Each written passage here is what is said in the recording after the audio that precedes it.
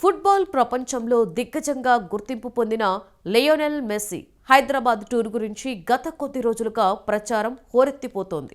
సాధారణంగా మెస్సీ ఎక్కడికి వచ్చినా అది పెద్ద ఈవెంట్గా మారుతుంది. కానీ హైదరాబాద్ విషయానికొస్తే ఫుట్బాల్కి ప్రాణం పెట్టేంత అభిమానులు ఎక్కువగా లేరు. కోల్కతా, కేరళ, ముంబై, ఢిల్లీ వంటి నగరాలలో ఫుట్బాల్కు విపరీతమైన క్రేజ్ ఉంటుంది. అందుకే మొదట మెస్సీ ఇండియాలో గో టూర్ ప్లాన్ చేసినప్పుడు హైదరాబాద్ ఆ జాబితాలో లేదు. కోల్కతాకు చెందిన ఒక వ్యాపారవేత్త ఈ టూర్ను ఆర్గనైజ్ చేస్తున్నారు.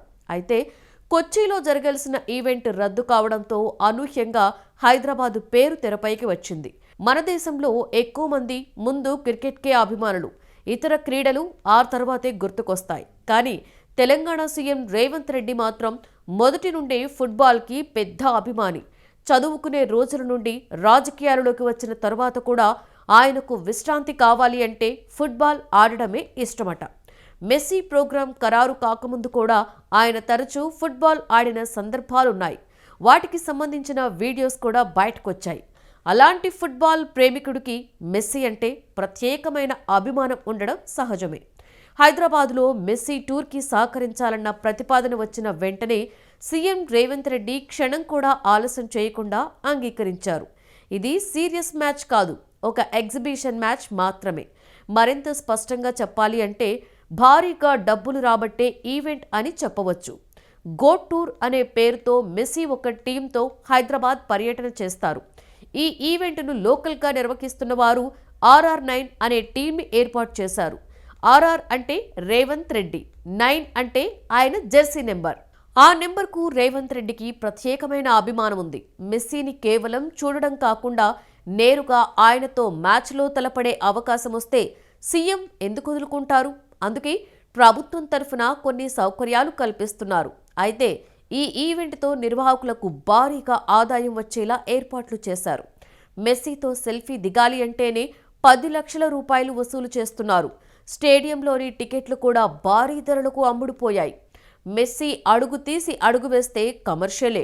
ఫుట్బాల్ ప్రపంచంలో మెస్సీని డెమిగాడ్గా పొగిడేస్తూ గత కొన్ని రోజులుగా మీడియా భారీ హైప్ ఇచ్చింది. దానికి తోడు ఈవెంట్కి కావలసినంత ప్రచారం కూడా దొరికినట్లే. ఈ మ్యాచ్కి ఫుట్బాల్ అభిమానులతో పాటు రాజకీయ ప్రముఖులు కూడా హాజరవుతున్నారు. ఇతర సంపన్నులు, ప్రముఖులు పెద్ద ఎత్తున హాజరవుతారు. రేవంత్ రెడ్డి తరఫున పలువురు సెలబ్రిటీలను ఆహ్వానించనున్నారు. సాధారణ ప్రేక్షకుడు స్టేడియంలోకి అడుగు పెట్టాలన్నా వేల రూపాయలు ఖర్చు చేయవలసిన పరిస్థితి ఉంది. అందుకే మెస్సీ మానియా చాలా ఖరీదైనదిగా మారింది. సాధారణ ఫుట్బాల్ అభిమానులకు ఇది దూరమైన ఈవెంట్లా కనిపిస్తోంది. అయితే యువతకు స్ఫూర్తిని ఇవ్వాలి అనే ఉద్దేశంతోనే మెస్సీ టూర్ని నిర్వహిస్తున్నామని నిర్వాహకులు చెబుతున్నారు. మెస్సీతో ఒక్క సెల్ఫీ దిగాలంటే సుమారుగా 10 లక్షలు చెల్లించాల్సి ఉంటుంది. ఈ మీట్ అండ్ గ్రీట్ కార్యక్రమం హైదరాబాద్లోని ప్రసిద్ధ ఫలక్నుమా ప్యాలెస్లో జరగనుంది.